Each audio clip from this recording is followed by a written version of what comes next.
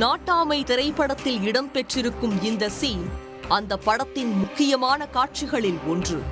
டீச்சரை கொன்றுவிட்டு அந்த பழியை வில்லன் நாட்டாமை தம்பி மீது போட்டு விடுவார். அதற்கு முக்கிய ஆதாரமாக இருந்தது சுவரில் எழுதப்பட்டிருந்த இரத்த வாக்குமூலம். கிட்டத்தட்ட இதே பாணியில் ஒரு கணவன் தனது மனைவியை கொன்று சுவரில் இரத்தத்தால் எழுதி தற்கொலையாக சித்தரிக்க முயற்சி செய்துள்ளார்.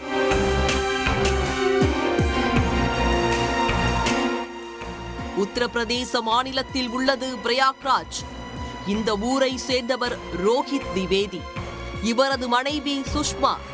இவர்களுக்கு கடந்த 2020ஆம் ஆண்டு திருமணம் நடைபெற்றது. இந்த தம்பதிக்கு குழந்தை இல்லை. வாடகை வீட்டில் வசித்து வந்திருக்கிறார்கள். ரோஹித் தனியார் நிறுவனம் ஒன்றில் காவலாளியாக வேலை செய்து வந்துள்ளார்.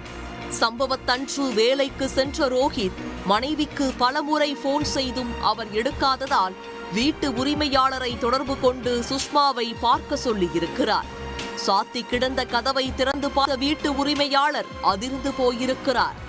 சுஷ்மா கழுத்தில் கத்தி குத்து காயத்தோடு இரத்த வெள்ளத்தில் சடலமாக கிடந்திருக்கிறார். உடனே போலீசாருக்கு தகவல் அளிக்கப்பட்டிருக்கிறது. வீட்டுக்கு ஓடோடி வந்த ரோஹித் சுஷ்மாவின் சடலத்தை பார்த்து கதறி அழுதிருக்கிறார். அங்கிருந்தவர்கள் அவரை எப்படி சமாதானப்படுத்துவது என தெரியாமல் தவித்து போயிருக்கிறார்கள். அந்த காட்சியை பார்த்தவர்களின் மனம் கலங்கியது. சம்பவ இடத்திற்கு வந்த போலீசார் சடலத்தை கைப்பற்றி ஆய்வு செய்திருக்கிறார்கள்.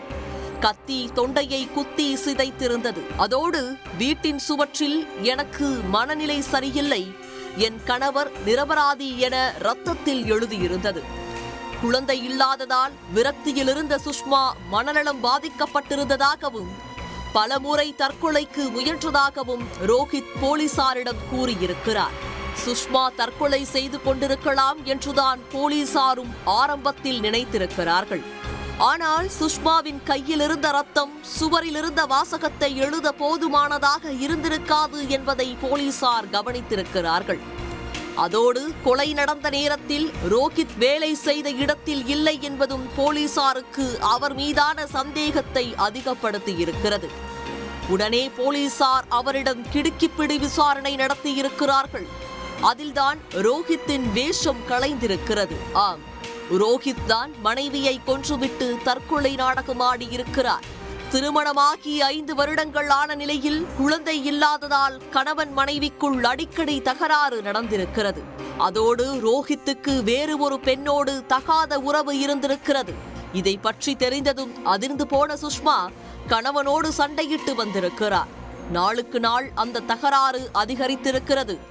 இதனால் மனைவி மீது ரோஹித் கொலை வெறியில் இருந்துள்ளார்.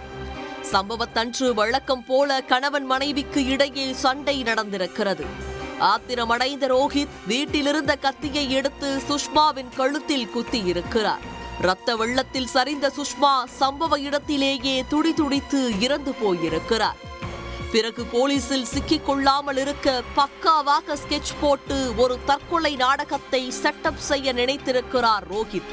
அதன்படி இரத்தத்தால் சுவரில் எனக்கு மனநிலை சரியில்லை, என் கணவர் நிரபராதி என சுஷ்மா எழுதியதை போல எழுதி வைத்திருக்கிறார்.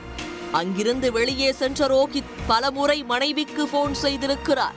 அதன் தொடர்ச்சியாக வீட்டு உரிமையாளரை தொடர்பு கொண்டு மனைவியை பார்க்க சொல்லி இருக்கிறார்.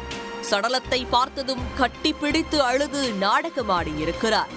போலீசாரின் விசாரணையில் ரோஹித்தின் நாடகம் அம்பலமானதால் அவரை கைது செய்த போலீசார் சிறையில் அடைத்திருக்கிறார்கள். உடனுக்குடன் செய்திகளை தெரிந்து கொள்ள சன் நியூஸ் பெல் ஐகானை கிளிக் பண்ணுங்க.